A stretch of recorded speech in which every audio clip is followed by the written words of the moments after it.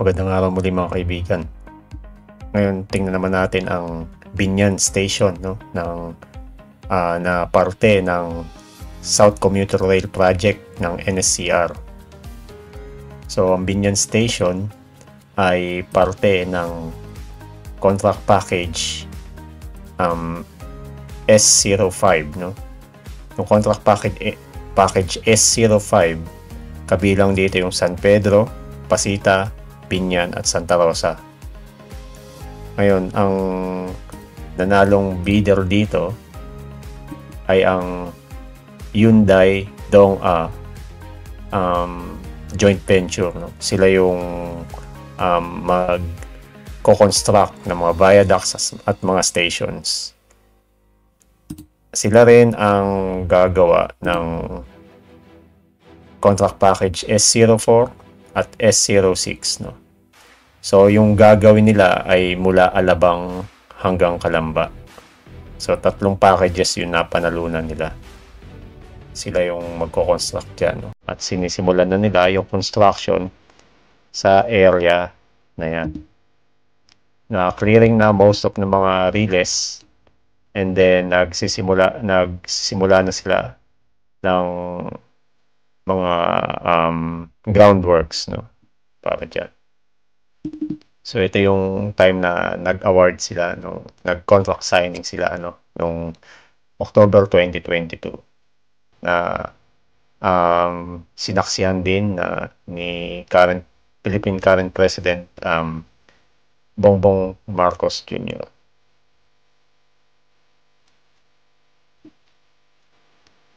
So, yung Binyan Station, so ang location niya ng Binyan Station ay dito sa area na to ng Binyan.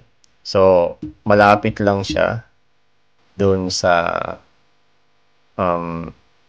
old Binyan Station. So, ang location niya ay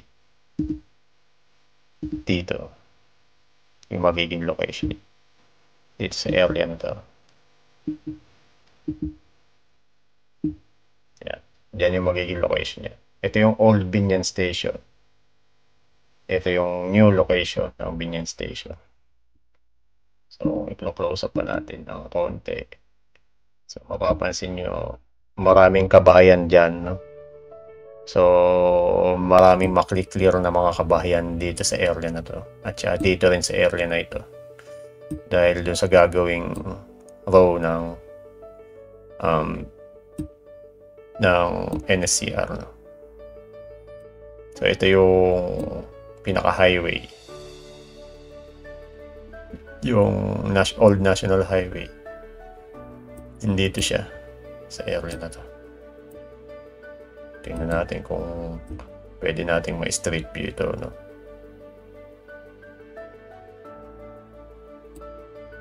Although, syempre, dati pa ito nakunan tong area na to.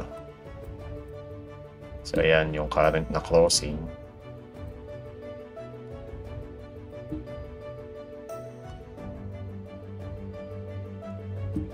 So, ito yung luma na PNR station.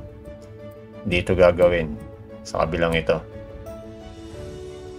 Ngayon, itong image na to nung last year pa to. At mukhang maraming makli-clear na mga kabahayan dito sa area na to. Diyan na yung magiging location ng station ng NSCR Binyan.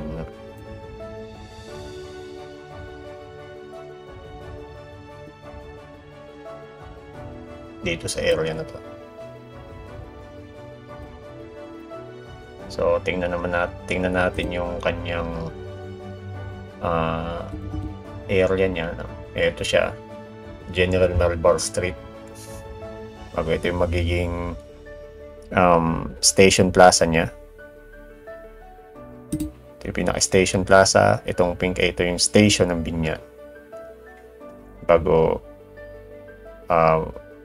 dito na yung magiging pinaka-location niya, no? Bago ito yung Old National Highway area na to.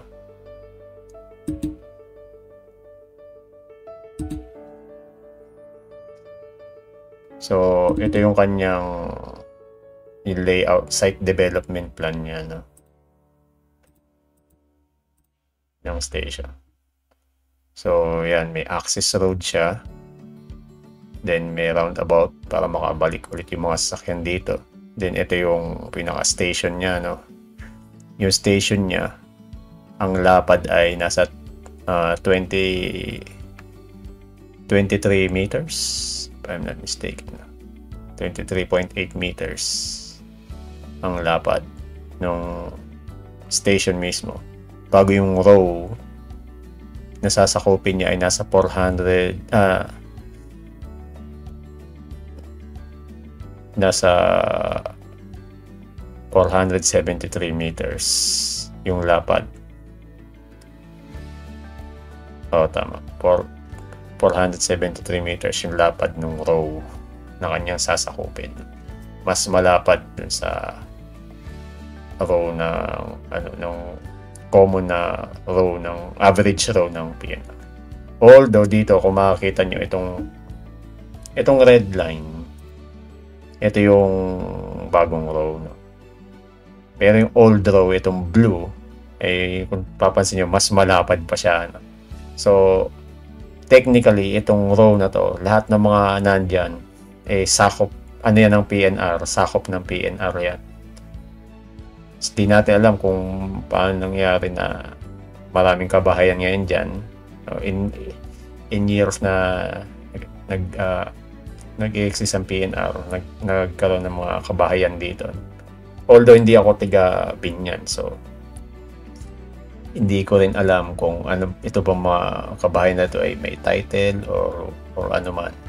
So kung kayo tiga Binyan at malapit sa area na to, comment below kung ano yung nalaman niyo. So ito yung pinaka area niya. So makita nyo naman, ito may mga kabahayan dito. Mas sakop sila nung row. Ito yung station, bago ito nasa gitna niya ay yung viaduct, no? Ito yung mga poste ng viaduct. Ini-indicate nitong mga shape na to. Yan yung mga poste ng viaduct. And then yung upgrade na PNR ay mag-e-exist pa rin yung upgrade na PNR. Although during construction ay wala yan, no? Tinanggal na yan.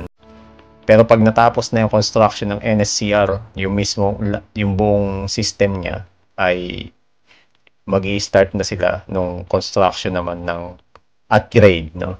Hopefully at that time ay yung susunod na admin o yung magte-take over na sa government ay i-prioritize pa rin yung upgrade line ng PNR, which is mag-serve sa mga cargo at sa long haul, no? Not possible din sa local commuter ng PNR.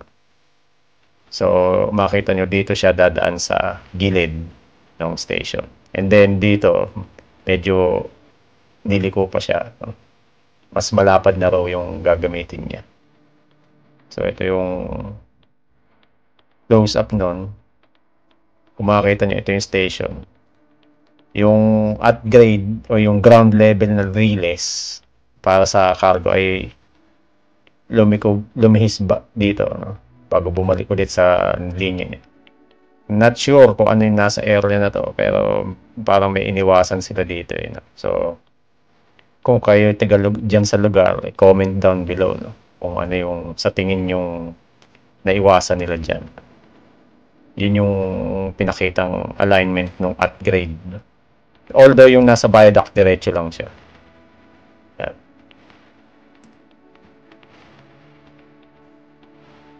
Then ito naman yung alignment niya. So ito yung alignment niya, ito yung profile, yung side view, no? Ito yung top view. So tingnan muna natin yung pinaka top view ng alignment. Zoom in, zoom in. So dito nagsimula. Sinimulan ko lang dito, no, sa area na to, no. Then kung mapapansin nyo, sa mga nagtatanong, may ilalagay po silang barcode doon sa area na nasasakupan ng row, no. May barcode. Yan pong mga anong yan, yung mga shape na yan Ang ibig sabihin po nito, ito po yung legend niya. Fencing. NSRP fencing. So may fencing po, no, na ilalagay base po sa plans, no. Although tingnan natin sa implementation o doon pag ginagawa na nila, no, para naman walang basta-basta makakapasok dyan sa row ng PNR, kasi aside from the viaducts, meron diyang maintenance road, and then meron din diyang relays nga na upgrade para naman sa cargo. So ito yon, itong violet na line. Although dito sa drawing na to, naka-indicate may temporary track na unang plano nila bago, kumbaga, unang plano nila na magkaroon sana ng temporary track para may operation kahit may ginagawa itong NSCR, pero hindi na po nila tinuloy yung temporary na operation ng PNR, yung temporary track na yan. So maaring hindi na nila to gagawin, itong temporary PNR track. Ito na lang yung mismong sa ano na lang, sa yung upgrade na line na after o pagkatapos na ng NSCR. So ayan, sundan natin yung line. So makikita nyo may mga structure, may mga kabahayan dito sa loob ng gagawing row nila. So yan ay makli-clear out po yan, yung mga kabahayan na yan. Either yan po ay i-relocate sila or bibilhin yung property nila, no? Yan po yung gagawin dyan. So maraming mga kabahayan na nandyan. So marami po ang affected, no, dyan sa ano. So itong row niya, ito yung boundary ng row, no. Average say 30 meters po, no. 15 meters, then 15 meters sa mula dun sa gitna nung yung dating relays, no. Then pagpasok po dito sa may malapit na sa station ay lalapad yung right of way. So makikita ninyo, medyo lumapad siya dahil nandito na yung mismong station plaza at yung station ng NSCR Binyan, no? So ito yung mga kabahayan. Ayan, marami pong makakasama sa right of way. Ito pong right of way, ito pong blue line na ito. So yan, ito po yung mismong station. Mapapansin nyo yung viaduct ay isang viaduct lang pero dual track, dalawang track sa ibabaw ng isang viaduct. So yan yung dadaan. Parang agaya rin sa Balagtas station o ganun, isang viaduct lang yung dadaan dun sa loob ng station. So yan po yung sakop no alignment ng NSCR. Then tatawid siya dito sa General Marbal Street.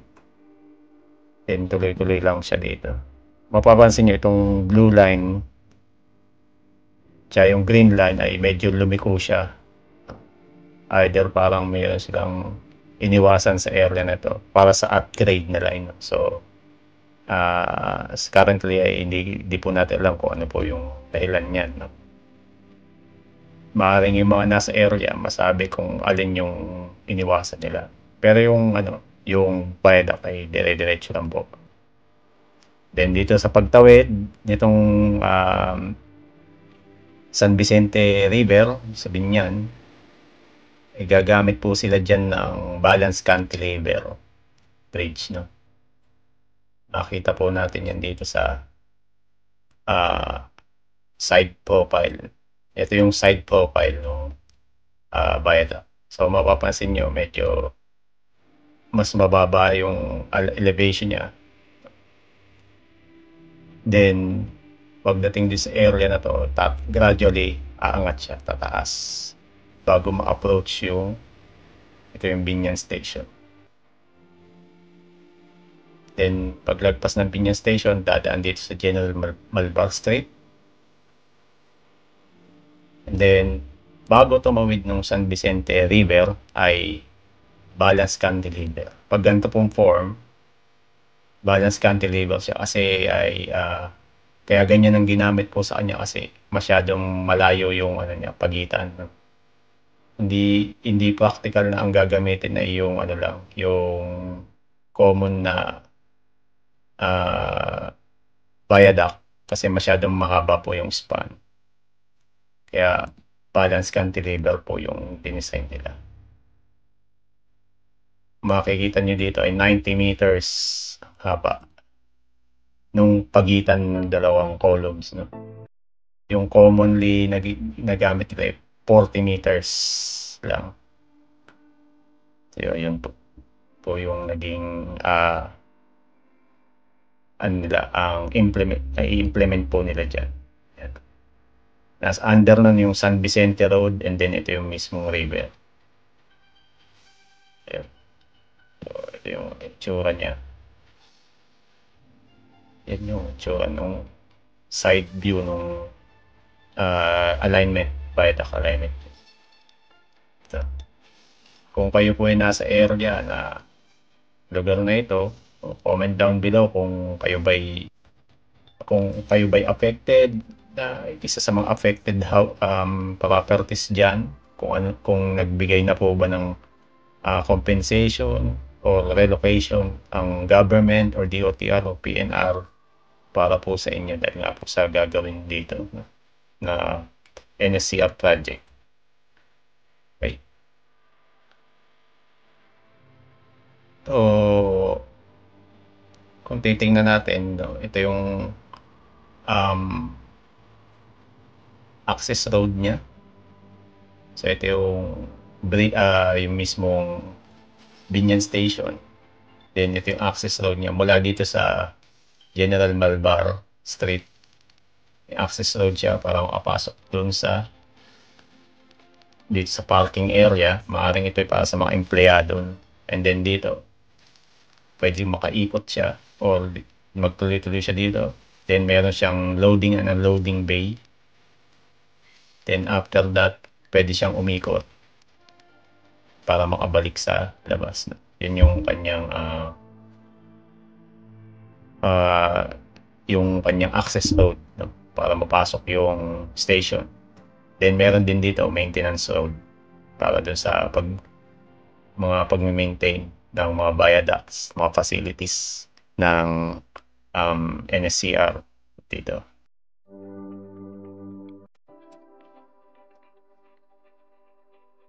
Then ito yung side view ng station. No? Although ito po ay yung nasa unang preliminary design na publicly ay kanilang nirelease, no?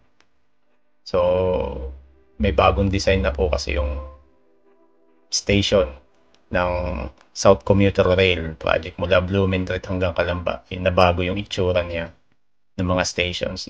Pero maaring ganito pa rin yung pinaka-forma niya. I mean yung level niya. No? So, dito sa particular na disenyo na to ng Binyan Station ng NSCR ay may 3 level. No?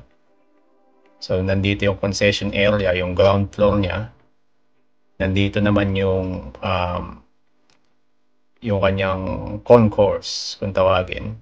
So, nandyan yung mga ticket, gate, unpaid area, paid area, yung mga x-ray units, nandyan. Bago makaakyat dito sa taas na platform area kung saan sasakay at bababa yung mga tao doon sa train. No?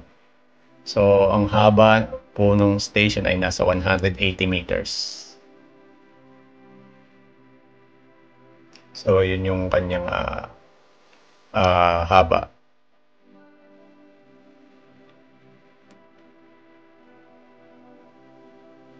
Ito naman yung kanyang parang front view, yung cutout niya.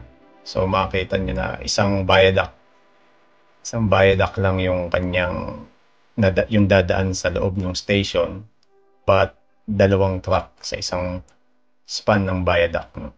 So, yan yung 10 platform. Then, nandito yung mga on-course area. Then, nandito yung ground floor, concession area. No? Maaaring dito may mga stalls o maaaring may mga facilities na essential din sa operation ng station. No? Yung lapad niya ay nasa 29.6 meters. Yung mismong station. Yung lapad niya.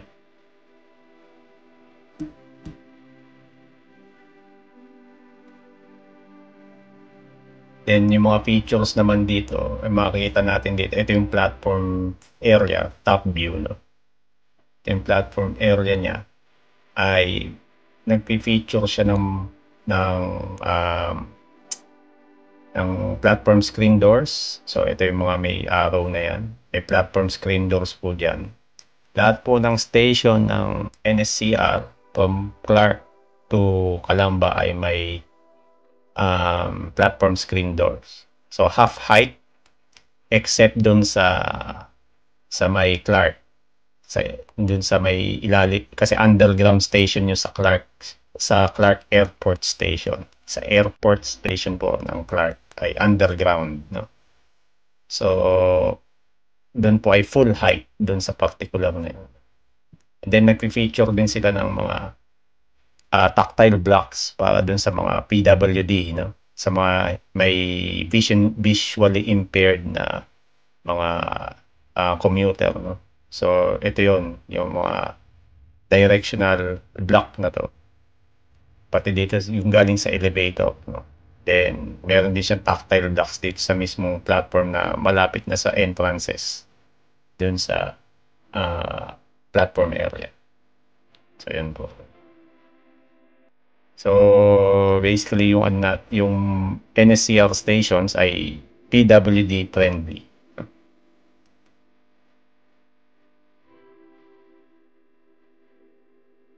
So, ito yung lumang design ng Binyan Station, no? Yung sa unang nilabas nilang design. Ganito yung tsura. So, ito yung mga pinablis nila dati, no? Although, dun sa yung bagong design na ito, maaari ring placeholder lang, no? Kasi di natin sigurado kung ito talaga yung bagong design.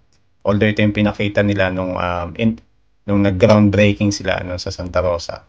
Ito yung isa sa mga bagong design ng station. So, close up view natin. Ganito yung itsura niya. Medyo malabo, hindi sila nag-release ng official talaga na picture, no? So, ito screenshot lang ito nung video nung nag-groundbreaking sila. So, kung mapapansin nyo, ganyan yung itsura compared dito sa itsura.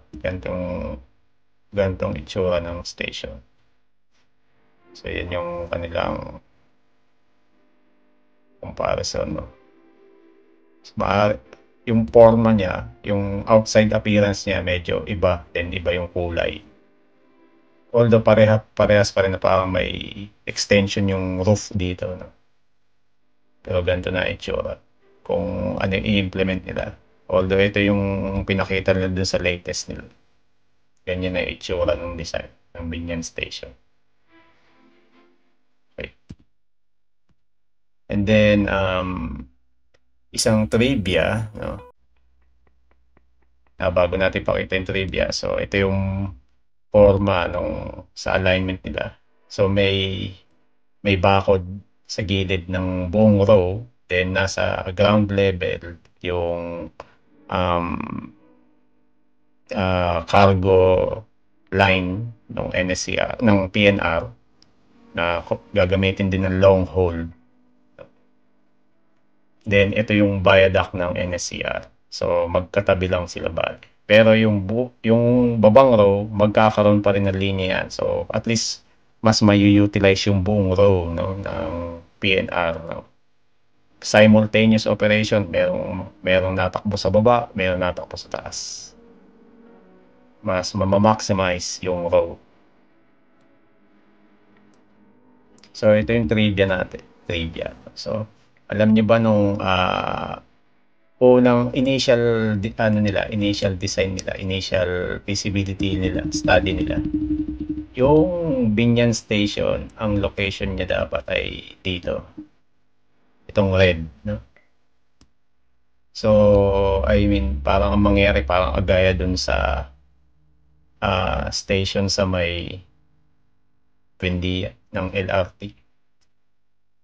Tama ba yun? Kung, I mean, hindi pala dun, sorry. So, dito, kumbaga, dadaan sa ilalim ng station yung pinakakalsada ng General Malvar Street. No? Pero nung detail design nila, stage nila, ay inilipat na nila dito sa Blue Line. So, dito na nila nilipat. So, meron naman silang explanation bakit nila inilagay doon. Sabi dito, no, yung yung change nila yon dahil kumbaga may iwasan yung existing na Binyan Station. Kasi yung existing na PNR Binyan Station dito, bago may public recreation area, maaaring ito may basketball court, no? At saka mas maiwasan yung mas lalong congestion na traffic dun sa Malbar Street. Kasi nga itong unang design ay dadaan sa ibabaw ng street yung buong station, no? Ngayon yung bagong design nandito sa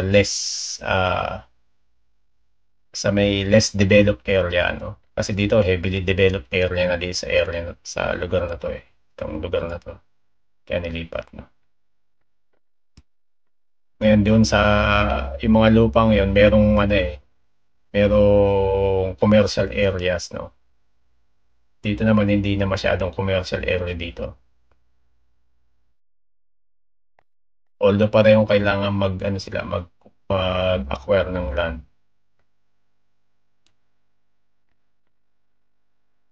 Bago kung yung pa rin yung pipiliin nila, yung doon sa ah, unang design nila, kailangan pa na lang i-relocate yung Binyan PNR Station.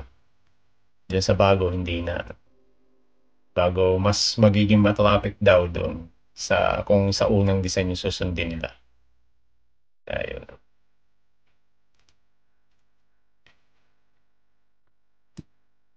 Bago dahil nga inilayo nila dito sa river, mas maiiwasan yung water pollution dito kasi habang nagko-construct sila nung station.